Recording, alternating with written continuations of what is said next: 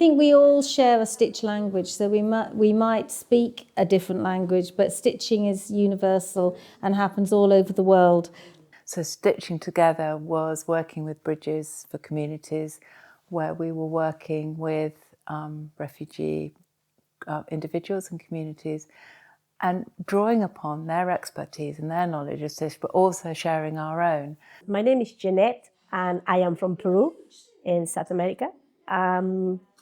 And I come to the Stitching Together as a volunteer.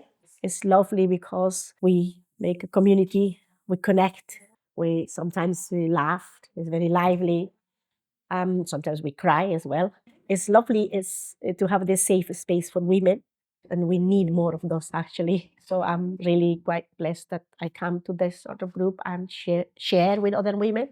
Our first big project as a hand stitching group was working on cushions, and that was with the artist Alix Kettle, and we were making cushion covers for the company Christopher Farr. And I have one in my hand here, as you can see, a hand embroidered cushion cover. I think there's something really humble about a cushion, and yet within that you can open up a new world, open up a fantastic space just through how you approach that and what you do in that beautiful space. My name's Keiko and I'm the head of engagement at Arnolfini. Threads, Breathing Stories into Materials, was our major summer show, and a central theme running throughout was about how textiles can tell stories about place, about friendships. I'm Alix and I am the exhibitions and projects producer here at Arnolfini. And on our second floor during Threads, we had an exhibition called Stitching Together. So the Stitching Together felt really important to include in Threads because those who were participating in that separate project maybe they didn't regard themselves as artists, but I do. It's a real celebration of the textile talent and creations of women in Bristol. And it was a magical exhibition of this extraordinary work, and I feel very honoured to be included in it. One of the projects in the show is a series of cushions that were commissioned by Christopher Farr Cloth in London. And this was a project that was done in collaboration with Alix Kettle. And she worked with the Stitching Together group to create these beautiful designs which are done in a kind of running stitch.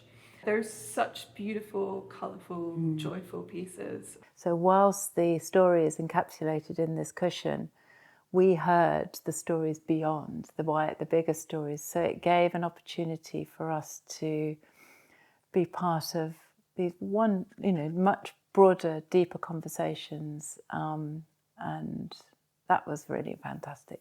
Hello, my name is Gulchehra. I am from Afghanistan. Now I live in Bristol. I made this one, and I learned the mirror for another ladies. The mirrors are sewn into the fabric.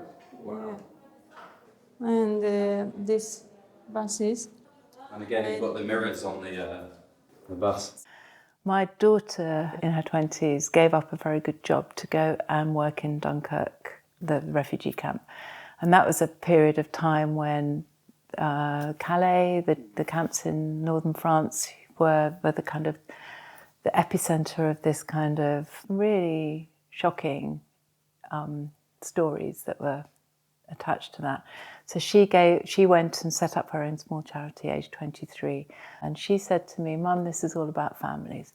Those who have left their families, are trying to get their families together or trying to get to their families." And I thought, there's my daughter. It's all about families. And my feeling was, this isn't my lived experience. I need to use my artistic privilege to open a space, but acknowledge this isn't my story, and kind of work out how to do that in a meaningful way. Really difficult and challenging, and I'm not sure I've done it right, but I was always questioning myself about that all the time. And in that process, I visited many refugee camps and worked with many different refugee groups, and being increasingly humbled by their expertise, their kind of insight, their knowledge and their humanity. Ladies from different countries, We need to speak English. Yeah. This is for learn English is good and fun for all women.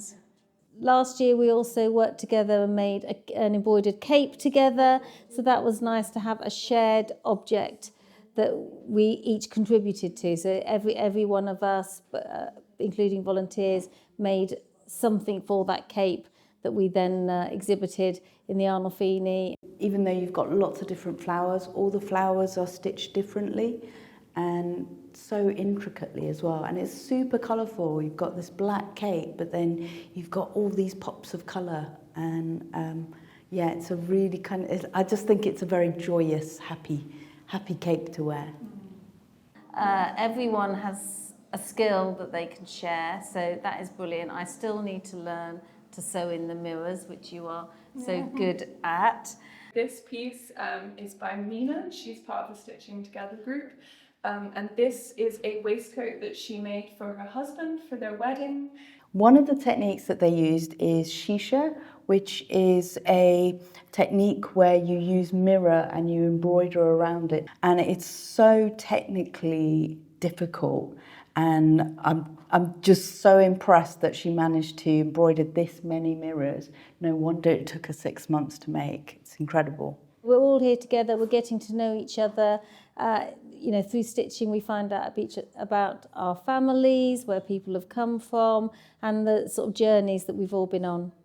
It's a way of community building and making connections, and recognising the individuality of cultures, but bringing them together in this collective act. And it's a wonderful thing that Stitch can do. For fun, we've been learning new words each week.